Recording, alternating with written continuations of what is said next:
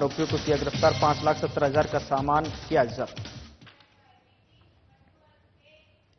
चलिए बुलेटिन की शुरुआत करते हैं। राजधानी रायपुर उत्तर के क्षेत्र एक बेहद बृहद इलाका है और जिसमें बहुत से क्षेत्र शामिल हैं। यहां के विधायक पुरंदर मिश्रा हैं जो कि लगातार लोगों से रूबरू होते हैं, अपने क्षेत्र में व्यवस्थाओं को दुरुस्त करने के लिए तत्पर रहते हैं। रायपुर उत्तर के लिए जनता के बीच काफी लोकप्रिय नेता भी हैं और साथ ही साथ भगवान जगन्नाथ के प्रति उनकी काफी आस्था देखी जाती है। भगवान जगन्नाथ मंदिर के संस्थापक भी हैं, साथ ही काफी जमीनी नेता भी माने जाते हैं। रायपुर उत्तर के क्षेत्र के व्यवस्थाओं और क्रियाकलापों के साथ विभिन्न विषयों पर आज उनसे चर्चा की गई, जिसमें उन्होंने विभिन्न मुद्दों पर साधना प्लस न्यूज से खास चर्चा की। विधायक पुरंदर मिश्रा से बातचीत की हमारे संवाददाता छाया जायसवाल ने। आइए आपको सुनाते हैं उन्होंने क्या कुछ कहा। रायपुर उत्तर के विधायक पुरंदर मिश्रा जी और प्रभु जगन्नाथ मंदिर के संस्थापक पुरंदर मिश्रा जी आज हमारे साथ मौजूद हैं और उनसे बातचीत करेंगे, कुछ मुद्दों पर बात करेंगे और जानेंगे क्या कुछ विशेष है। तो चलिए शुरुआत करते हैं। सर, सबसे पहले बहुत बहुत धन्यवाद आपको। रायपुर उत्तर के आप विधायक हैं, काफी दिनों के बाद यहाँ इस मुकाम तक पहुंचे, क्या कुछ कहें? देखिए, जब भाग्य से ज्यादा और समय से पहले किसी को न मिला है न मिलेगा, तो ठीक जगन्नाथ जी के आशीर्वाद से जब मिलना था तब टिकट भी मिला, मैं विधायक बना और जीता भी। क्योंकि जब आप विधायक बनकर आए थे यहाँ की जनता काफी खुश हुई थी, लड्डुओं से आपको तौलकर उन लोगों ने सम्मानित भी किया था, काफी यहाँ पर लोकप्रिय हैं आप, क्या कुछ? देखिए, लोगों को 40 साल से प्रतीक्षा था कि पुरंदर भैया विधायक बने, पर समय आया नहीं था, भाग्य में था नहीं। भाग्य में अलग दिन बनना था, अलग समय बनना था, रायपुर से बनना था, हम बसना मांग रहे थे। तो ये सब ऊपर वाले की लीला है। जब उनको लगा कि अब जरूरी है इनको विधायक बनाना, तो उन्होंने बना दिया। क्योंकि काफी लोकप्रिय हैं आप नेता, और लेकिन जनता में विश्वास बनाए रखना कितना महत्वपूर्ण मानते हैं? बहुत ही महत्वपूर्ण है। जनता 1 मिनट में आपको नेता जीरो से हीरो बना देगी और 1 मिनट में हीरो से जीरो बना देगी। तो इसलिए संभल के, ये जो गाड़ी है राजनीति का गाड़ी, उसको धीरे से चलाना पड़ता है, संभल के चलाना पड़ता है, स्टीयरिंग को ठीक से देखना पड़ता है, कहीं एक्सीडेंट न हो जाए। इसलिए हम संभल के धीरे चलाते हैं। और हमारे कर्णधार यदि भगवान के बाद, जगन्नाथ जी के बाद कोई है तो हमारे जनता जनार्दन है जो बैठे हैं, उन्हीं के कारण हम हैं और उन्हीं के कारण हम राजनीति कर रहे हैं, उनका काम करते रहते हैं। प्रभु जगन्नाथ के प्रति काफी आस्था लगती है आपकी, क्या कुछ वाकया हुआ था ऐसा जिसके वजह से ऐसा है, कुछ मनोकामना आपकी पूरी हुई थी जिसके बाद आस्था और इतनी बड़ी कि आपने रायपुर में मंदिर बनवा लिया इतना बड़ा? नहीं, देखिए, ये हमने कुछ नहीं किया, सब उन्होंने कराया। हमारे उड़िया भागवत में कहावत है, करी कराऊ थाए मुहि मोबिनु अन्य गति नहीं। जो भी है मैं कराऊंगा, मेरे बिना तुम्हारा दूसरा गति नहीं है, जो भी है मैं हूं। तो इसलिए साक्षात सत्य है और उनके बताए हुए रास्ते चलना चाहिए। हम मनुष्यों के अहम करते हैं कि मैं सब कर लिया, मैं सब कर सकता हूं। आप कुछ भी नहीं हो, पैदा हुए तो भी कुछ नहीं थे और जिस दिन जाने वाले हो उस दिन भी कुछ नहीं हो। आपका हाथ जैसे खाली आया था वैसे जाओगे। ये बीच का जो माया है, उसमें यदि आप पड़ गए तो आप दुखी भी हो, सुखी भी हो। माया को मत पड़ो, सब दिन सुखी रहोगे। नगरीय निकाय चुनाव नजदीक है, लोगों से लगातार आप रूबरू होते हैं, उनकी समस्याओं को सुनते हैं, क्या कुछ विशेष उनकी समस्याओं में पाते हैं? देखिए, पिछले 5 साल जो सरकार रही वो छत्तीसगढ़ को, रायपुर के राजधानी को इतना नष्ट कर चुकी है कि 9 महीना लग गया हमको सुधारते। और अफसर भी आज के उस कांग्रेसीकरण में वो भी संलिप्त है। धीरे धीरे हम उसको ठीक कर रहे हैं। आने वाले समय में नगरीय निकाय चुनाव हम जीतेंगे और हमारा महापौर भी हमारा होगा। रायपुर उत्तर के आप विधायक हैं, यहाँ पर लोगों में क्या मामूली समस्याएं देख पाते हैं जो आमतौर पर लोगों को? देखिए, शहर का जो मामला होता है, साफ सुथरा हो, यातायात व्यवस्था हो और लोग लूटपाट न करें, चोरी न हो, नशाखोरी न हो, ये सब के लिए रहते हैं। शहर में कुछ नहीं चाहिए। ग्रामीण में प्रॉब्लम नहीं है। ग्रामीण तो मस्त गांव में रहते हैं, आराम से खाए पिए, काम किए, खेती के बदले। शहर में सब है, तो उसको नियंत्रण कर लेकिन सरकार पूरी तरह से मुस्तैद है और विष्णुदेव की सहाय की सरकार धीरे धीरे एक एक कर रहे हैं। हमारा देखिए, नक्सलाइट में पिछले दशकों में जितना नक्सलाइट नहीं मारे थे, अभी हमने 9 महीने मार गिराए। तो धीरे धीरे सब काम पे हम आगे जा रहे हैं। बिगड़े हुए व्यवस्था को दुरुस्त करने में हमको जरूर 7-8 महीना लगे। आने वाला समय सब सही ढंग से चलेगा, ये मेरा मानना है। कुछ दिनों पहले आपने डिप्टी सीएम अरुण साव को पत्र भी लिखा था कि अपराध के जो इधर मामले हैं रायपुर उत्तर क्षेत्र में, उस पर नियंत्रण हो। क्या इस पर आगे कुछ कार्रवाई अब तक की नहीं है? देखिए, रायपुर में आप घूमेंगे तो सीसीटीवी सब बंद है, और कहीं चोरी होता है, कहीं और कुछ गुंडागर्दी होता है, कहीं और कुछ होता है, तो उसको पकड़ने के लिए सीसीटीवी का महत्वपूर्ण है। मैं उनको व्यक्तिगत हिसाब से, घर के हिसाब से लिखा था। नगरीय निकाय मंत्री हैं, हमारे भाई हैं, और यदि कोई व्यक्ति, बच्चा यदि माँ बाप को नहीं बताएगा कि मेरे को भूख लग रहा है, तो कौन खिलाएगा?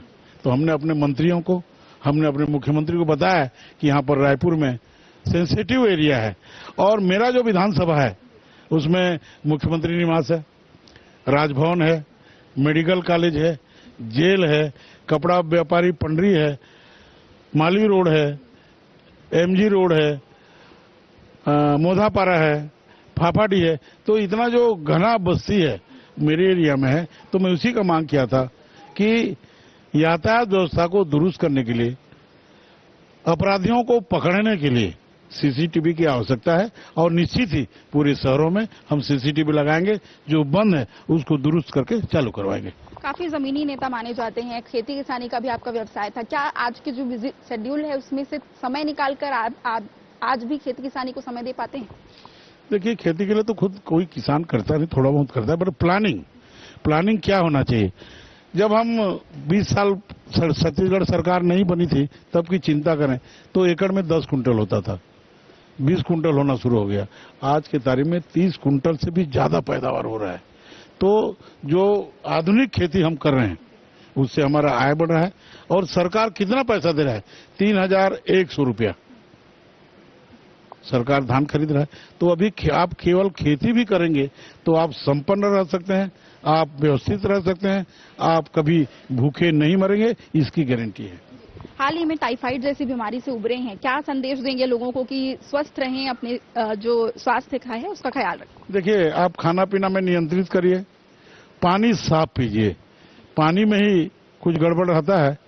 और मैं सभी को निवेदन करता हूं कि स्वास्थ्य अच्छा है तो सब कुछ अच्छा है। स्वास्थ्य का देखभाल करिए, क्योंकि जो 60 साल से ऊपर हुए हैं वो जल्दी, उनकी इम्यूनिटी पावर कम हो जाती है, जल्दी बीमार पड़ते हैं। तो मैं सभी को निवेदन करता हूं, यहाँ पे बैठे हैं, रिटायरमेंट है हमारे लालमन प्रधान जी आए, वो तो 70 साल हो गया होगा, हमारे ममता प्रधान जी हैं, सब हैं। तो जो 60 साल से ऊपर हो जाते हैं वो लोग थोड़ा बहुत कम खाएं, खाना तो रोज है, और पानी शुद्ध पिएं, यही मेरा निवेदन है। और जहां भी घनी बस्ती में जाएं, बात करें। अपने को बुखार है तो बच्चों से बात न करें, किसी को और बुखार है तो आप मत बात करो, नहीं तो अभी जो फ्लू है बचते रहेगा। वैसे एक चीज आपको बताऊं, ये जो महीना है भादो महीना बीमारी का जड़ है, आज से नहीं, आदिकाल है। इसलिए उसमें एक छत्तीसगढ़ी गीत भी है, सावन में सावा फूले भादो में कांसी, और टेटकाला जूड़ धरे बेंगाला खांसी। तो कुछ हो चाहे नहीं हो, आपको फ्लू आए नहीं आए, भादो महीना में आपको सर्दी खांसी होगा, उसको आज की तारीख में हम फ्लू बोल देते हैं और क्या क्या बोल देते हैं। बिल्कुल सर, और अंत में एक ऐसा सवाल जिस पर सभी की नजरें बनी हुई है, मंत्री पद की इच्छा अभी भी रखते हैं? देखिए, ऊपर वाला का व्यवस्था है। हम जगन्नाथ जी को प्रार्थना करते हैं कि हमको जनता धनाधन की सेवा के लिए जहां भी जो काम देंगे हम करने के लिए तत्पर हैं। बाकी ये जो आप पूछे, ये ऊपर वाली की मर्जी है, जिसको जिस लायक समझते हैं उसको बना देते हैं। हमारे पार्टी में चाय वाला का बेटा नरेंद्र मोदी प्रधानमंत्री बन गया, एक आदिवासी का बेटा गांव में पंच था विष्णुदेव साय जी, वो मुख्यमंत्री बन गए। रमन सिंह साहब हमारे पार्षद थे कवर्धा के, वो मुख्यमंत्री बन गए। रमेश बैस जी पार्षद थे, वो राज्यपाल बन गए। तो पार्टी का हमारा जो व्यवस्था है, जो काम करता है उसको पद मिलता है। ऊपर वालों को लगेगा कि हम काम करने योग्य हैं तो हमको कुछ देंगे, नहीं तो बहुत सारे लोग लाइन लगा के खड़े हैं। बहुत बहुत धन्यवाद आपका हमसे जुड़ने के लिए। और ये थे विधायक पुरंदर मिश्रा जी, जो हमसे चर्चा कर रहे थे, विभिन्न विषयों पर उनसे बातचीत की गई और उन्होंने बहुत ही सटीक तरीके से सभी का जवाब भी दिया। कैमरामैन नरेश के साथ मैं छाया जायसवाल, साधना प्लस न्यूज, रायपुर। उधर मुख्यमंत्री विष्णुदेव साय की अध्यक्षता में राजधानी रायपुर न्यू सर्किट हाउस में 2 दिवसीय कलेक्टर कॉन्फ्रेंस बैठक आयोजित की गई। बैठक का आज पहला दिन था, जिसमें कलेक्टरों के साथ मुख्यमंत्री साय ने बैठक की। आपको बता दें कि बैठक में मुख्य सचिव, विभागीय सचिवों के साथ साथ सभी संभागायुक्त और कलेक्टर कॉन्फ्रेंस में मौजूद रहे। मुख्यमंत्री विष्णुदेव साय ने बारी बारी से सभी विभागों की बैठक ली। उन्होंने कहा कि शासन की योजनाएं पूरी पारदर्शिता के साथ में अंतिम पात्र व्यक्तियों तक पहुंचे और सभी फ्लैगशिप योजनाओं में सैचुरेशन के लक्ष्य को ध्यान में रखकर कार्य किया जाए। उन्होंने कहा कि बीते 9 महीने में यशस्वी प्रधानमंत्री नरेंद्र मोदी की गारंटी अनुरूप प्रदेश को संभालने की दिशा में प्रयास किया गया है। विकसित छत्तीसगढ़ की परिकल्पना को साकार करने के लिए कठिन परिश्रम की आवश्यकता है। साथ ही उन्होंने आम जनता और स्कूली छात्रों से दुर्व्यवहार की घटनाओं पर सख्त नाराजगी जताई। उन्होंने कहा कि भाषा के संयम को लेकर विशेष हिदायत दी है। कहा कि अपने अधिकारियों से भाषा का संयम चुका तो कार्रवाई करें, आपसे ऐसी गलती हुई तो मैं कार्रवाई करूंगा। इसके साथ ही उन्होंने कहा कि समस्याओं पर त्वरित और प्रभावी कदम उठाए जाएं।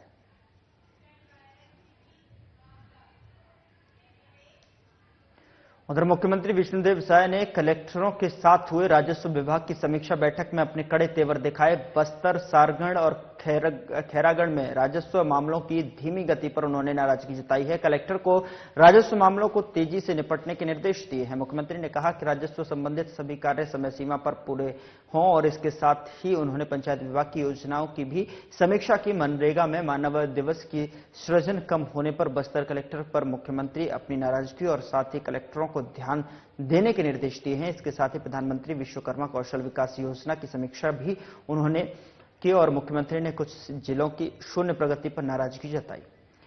इसके साथ ही उन्होंने शिक्षा विभाग की भी बैठक ली। कुछ दिनों में साइकिल वितरण में देरी पर भी उन्होंने नाराजगी जताई और कहा कि ऐसी लापरवाही बर्दाश्त नहीं की जाएगी। सत्र शुरू होते ही साइकिल वितरण होना चाहिए। साथ ही उन्होंने जर्जर स्कूलों के सुधार पर भी निर्देश दिए।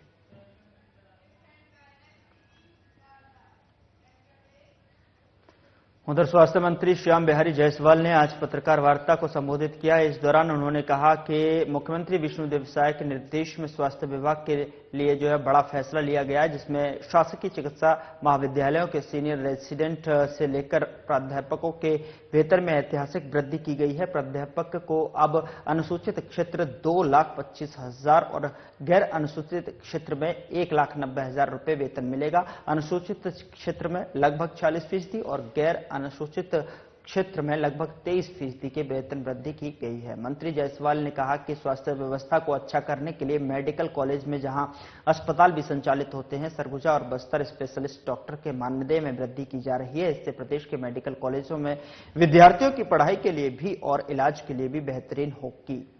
उन्होंने कहा कि सरकारी अस्पतालों में जनता का विश्वास बढ़ाने के लिए और गुणवत्ता को बढ़ाने के लिए यह बेहतर कदम है।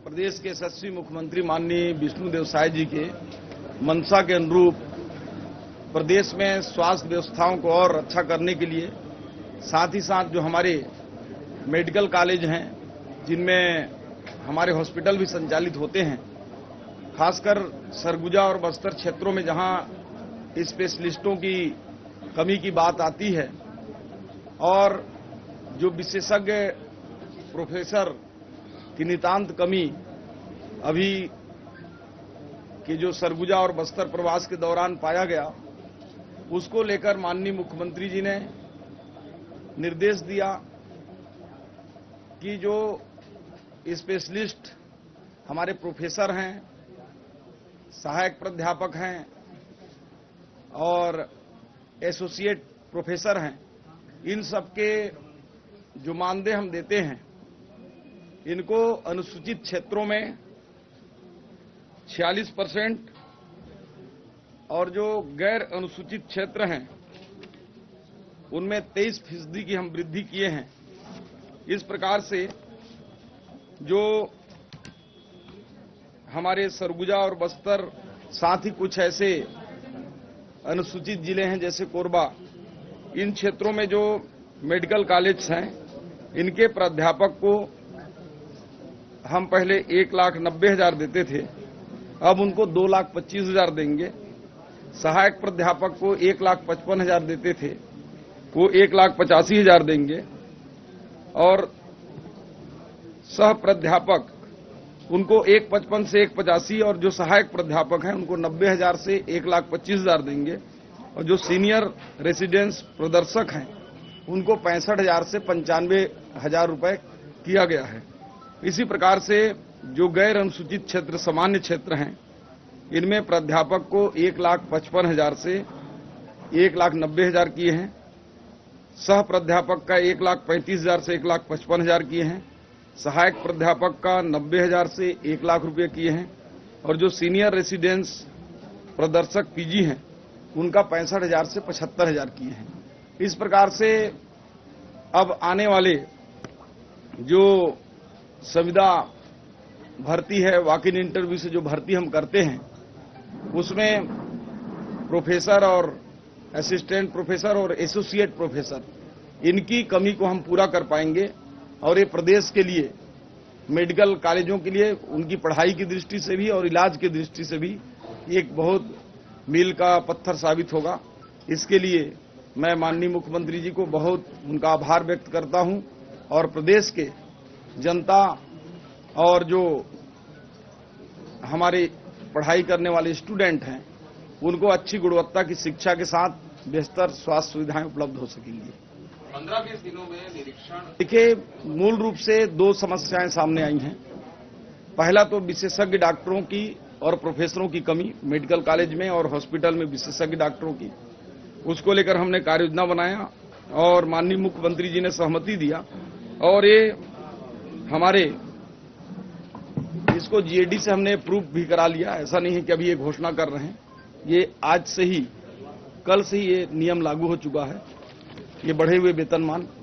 दूसरा महत्वपूर्ण बात ये आई है कि लोगों में जो एक धारणा बन चुकी है गवर्नमेंट हॉस्पिटलों के प्रति, जिसमें जनता को विश्वास नहीं होता कि यहाँ पे उनकी इलाज या सारी जो बीमारी है वो सरकारी हॉस्पिटलों में ठीक होगी, उसको लेकर जनता का विश्वास बढ़ाने के लिए लगातार हम सरकारी हॉस्पिटलों में गुणवत्ता को लेकर बराबर प्रयास कर रहे हैं। और उसका उदाहरण है, कल भी मैं रात में आप लोगों को नहीं बताया था किसी भी मीडिया को, कल भी मैं डीकेएस गया था और चूंकि डेली मीडिया को लेकर जाने से, अखबारों में लेकर जाने से ऐसा लगता है कि मैं कोई सुर्खियां बटोरने का हम काम कर रहे हैं।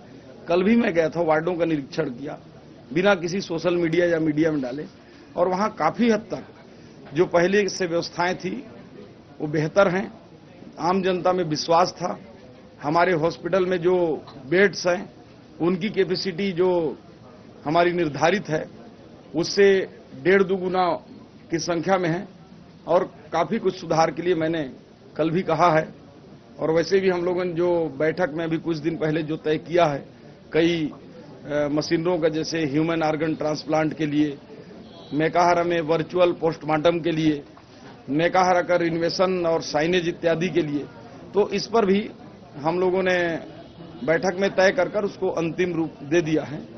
और चाहे गार्ड्स की भर्ती हो, ये सारे चीजों को हम कर रहे हैं ताकि आने वाले समय में ये हमारे हेल्थ का जो सिस्टम और अच्छा हो सके। हम लोग 6 जो मॉडल डिस्ट्रिक्ट हॉस्पिटल विधानसभा के इस सत्र में हम लोगों ने लिया था, जिसमें रायगढ़ है, कोरिया है, नारायणपुर है, गरियाबंद है, मुंगेली है और ऐसे सभी संभागों के एक जिले को हम लिए हैं। उस पर भी कार्य योजना बन चुकी है, उनके भी टेंडर्स हम फ्लोट करने वाले हैं और उनको बेहतर सुविधाओं के साथ हम चालू करने वाले हैं।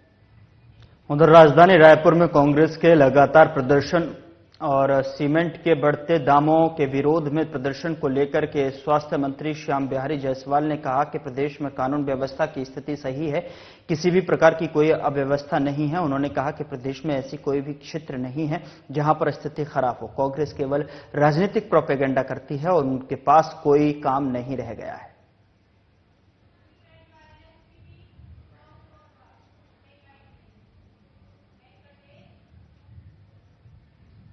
उधर प्रदेश कांग्रेस कमेटी के निर्देशानुसार कोरबा सांसद चरणदास महंत की अगुवाई में जिला कांग्रेस कमेटी कोरबा द्वारा आज राज्य में बीजेपी सरकार की लूट, माफियाओं के गुंडाराज और खनिज संसाधनों की खुलेआम लूट के विरुद्ध में कोरबा घर ट्रांसपोर्ट नगर चौक में जिला स्तरीय धरना प्रदर्शन किया गया, जिसमें मुख्य रूप से जिला कांग्रेस शहर अध्यक्ष सपना चौहान, ग्रामीण अध्यक्ष सुरेंद्र जायसवाल, महापौर राजकिशोरी और राजकिशोर प्रसाद, सभापति श्याम सुंदर सोनी, हरीश परसाई, विकास डालमिया, रूबी तिवारी, सभी पार्षदगण जो है जिला कांग्रेस, युवा कांग्रेस के कार्यकर्ता सहित संख्या में जो है उपस्थित थे।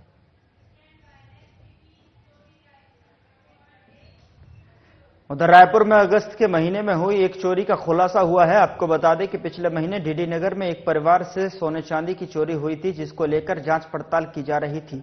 रायगढ़ के 4 लोग इस प्रकार के अपराध में पंजीकृत हैं। तकनीकी साक्ष्य के आधार पर उनकी पहचान की गई है और इन्हें पकड़ा गया है। 3 अंतर्राष्ट्रीय चोर हैं, उनकी गिरफ्तारी की गई है। पूछताछ करने पर बताया कि विभिन्न प्रकार के दस्तावेज उठाकर इन्होंने मुथूट फाइनेंस में गहना को अपना बताकर जमा कर दिया। वहीं चौथा आरोपी अभी भी फरार है। इनसे जो है पूछताछ के बाद मुथूट फाइनेंस में संपर्क किया गया। पूरे सामान को बरामद किया गया है। 5,70,000 का कुल सामान है। इसमें 3 मोबाइल भी शामिल हैं, जिसे जब्त किया गया है। अगस्त माह में डीडी नगर थाना क्षेत्र अंतर्गत एक चोरी का प्रकरण हुआ था, जिस पर से अपराध क्रमांक 346/24 भारतीय न्याय संहिता के विभिन्न धाराओं में कायम किया गया था। और इसी अपराध के पतासाजी के दौरान तकनीकी साक्ष्यों के आधार पर यह मालूम चला कि रायगढ़ का एक गैंग है, जिसमें कुल 4 लोग हैं और इनके विरुद्ध रायगढ़ में पूर्व में भी कई चोरी और इस प्रकार के अपराधों के अपराध पंजीबद्ध हैं। फुटेज के आधार पर, तकनीकी साक्ष्यों के आधार पर इनकी पहचान की गई। पहचान करने के बाद यहां से एक टीम रायगढ़ रवाना की गई। रायगढ़ से 3 जो अंतर्राज्यीय चोर हैं, इसमें रविशंकर महानंदिया, के अनिल कुमार और पी श्रीकांत, ये मूलतः तीनों रायगढ़ के ही रहने वाले हैं, उड़ीसा के। इनकी गिरफ्तारी की गई है। गिरफ्तारी के बाद पूछताछ करने पर इन्होंने बताया कि अपने विभिन्न प्रकार के दस्तावेज दिखाकर इन्होंने मुथूट फाइनेंस में इस गहना को अपना बताकर और अपना दस्तावेज के आधार पर जमा कर दिया गया था। इसमें इनके साथ में एक जो चौथा आरोपी था बिज्जू, वो फरार है। अभी उसकी पतासाजी की जा रही है और इनसे पूछताछ के बाद मुथूट फाइनेंस से संपर्क किया गया।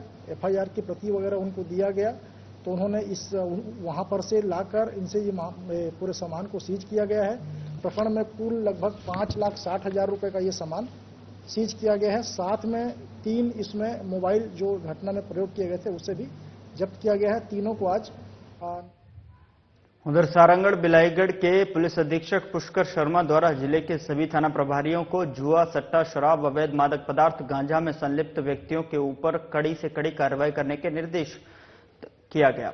इसी कड़ी में पुलिस अधीक्षक महोदय के निर्देशन में मुखबिर की सूचना पर पिछले 3 साल से फरार आरोपी किशन पटेल, ललित निषाद को गिरफ्तार करने में सफलता हासिल हुई।